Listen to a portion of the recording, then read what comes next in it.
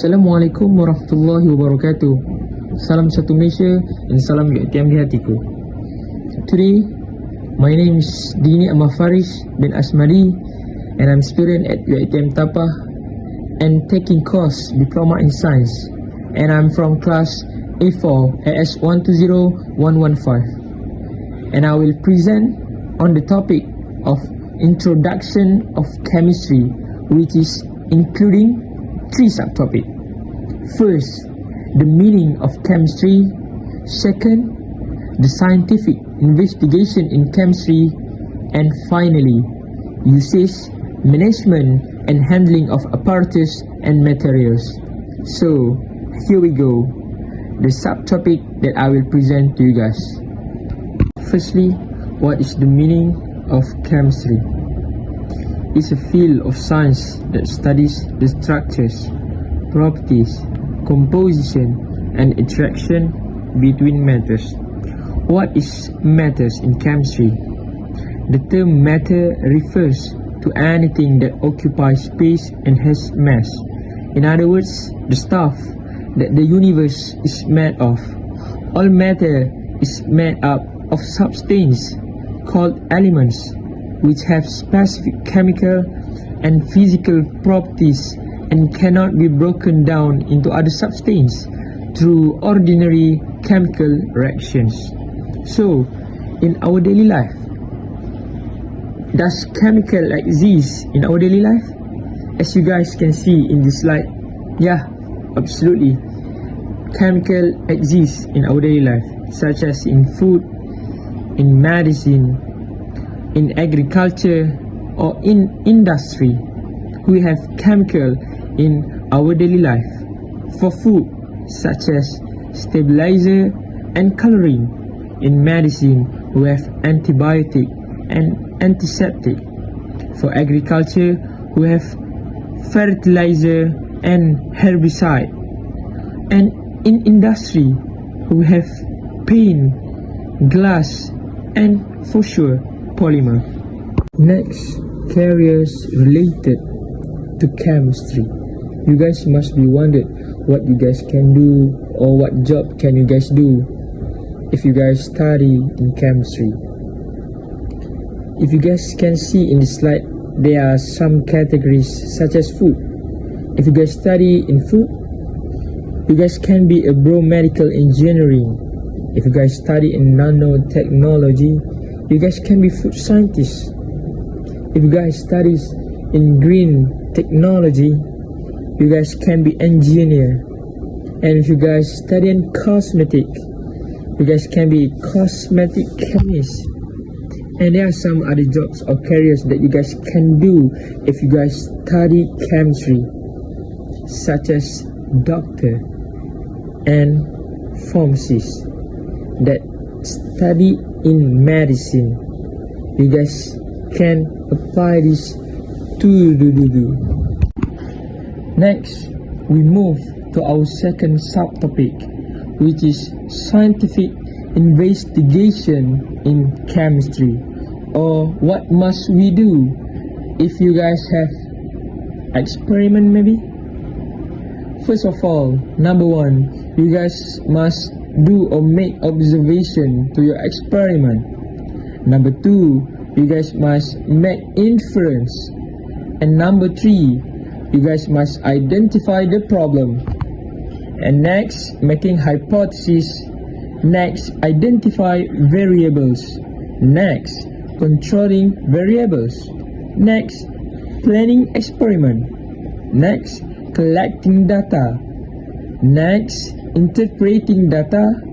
Next, making conclusion to your experiment. If you guys do experiment, you guys must make conclusion about your experiment. And last but not least, preparing report. For me, if I have an experiment or a lab class, first things that I have to do is jotter. Jotter is the thing that helped me to do my experiment. And if I had end my class or lab class, our madam asked us to do lab report. And lab report is the important thing you guys must do. And for our last subtopic, usage, management, and handling of apparatus and materials. For general knowledge, experiment must be done only in lab, not outside the lab, not in class, not in canteen, not in room. It must be done in lab only. And there are some rules you must know before entering the lab. First, no food or drink allowed if you guys want to enter the lab. Next, you guys must wear your PPE and proper lab attire. Next, use proper storage containers. Next, don't work alone.